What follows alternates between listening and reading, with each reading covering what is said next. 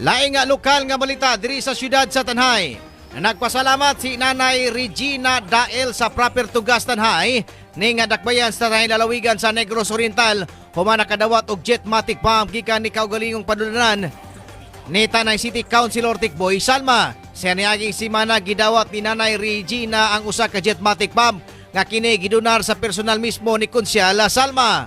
Matod pa niya nga problema gyud kaayo og tubig. Ang ilang nimutangan sa barangay Tugas ganit layo-layo gyud ang ilang kalaban sa tubig.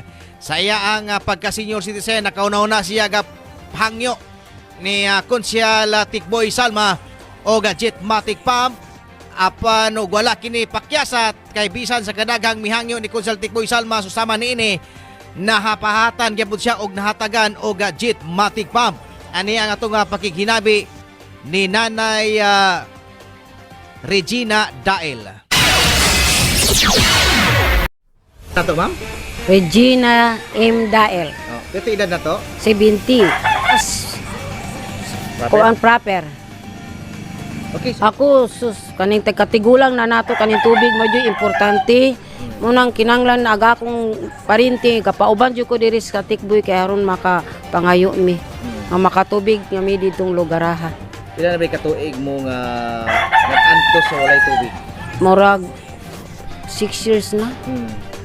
So pagkaroon sa mga inyo hanggi gamit Magulat in tao kami ang gamit ro ulan og mga bumi among silingan. Distansya ba? Distansya? Distansya jud manakit mabugat na mamig sinakwat aning baldi. Kaming usa ka block diya nga maura na mga parinti usa ka balay diya. Pila na ito ba pila ka balay? Mga 10 or 8 mi anak mga bo. Kada adlaw jud. Kada adlaw jud.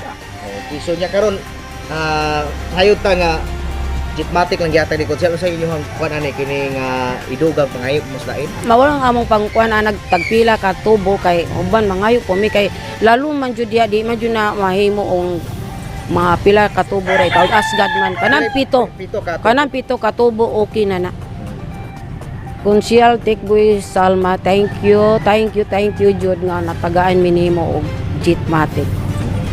Ora jud akong itakuan nga makatubig in taon mi didto kay lisod kayo among panggamit nato tubig may importante. Kini ang ating Balita 943. Si Nanay Regina Dael ang natagan kini og jetmatic pump sa niaging simana gikan ni Tanay City Councilor Regalado Tikboy Salma. O samtang sa gikaingon yapon ni Tanay City Councilor Tikboy Salma nga ang pagdonar niya og jetmatic pump sa nakariyang barangay iya kining tulumanon. Sumala pa siyang panaad sa pagserbisyo sa katawhan. Matod pa niya nga mao ang kalagmitan nga mulo sa mga residentes ka barangayan ng siyudad sa Tanay nga ang problema sa tubig tungod kay padayon pa man ang og dili madugay. Mahuman naman ang pag-construct sa serbisyo sa tubig sa Water District. May buntag Sir Ronly, kini mauna man yun kanunay mamarong gyapon ni kapit kada tanan pangayo tungod aning jetmatic pump kay tungod po ning atong mga kaigsunan nga problema po ning tubig. Pero nihangyo man sila kabayan ana nga muna ilang problema nga matabang ug masulbar ilang problema sa tubig. Andam na ta mo serbisyo ra pud ta nila pod. Okay, para sa sunod tuig kay basig na naon niya kuno budagay day nga tubig apan sa iya nga hunahuna mas mayra kuno jetmatic pump the same time dili na kuno siya magkabo sa lain.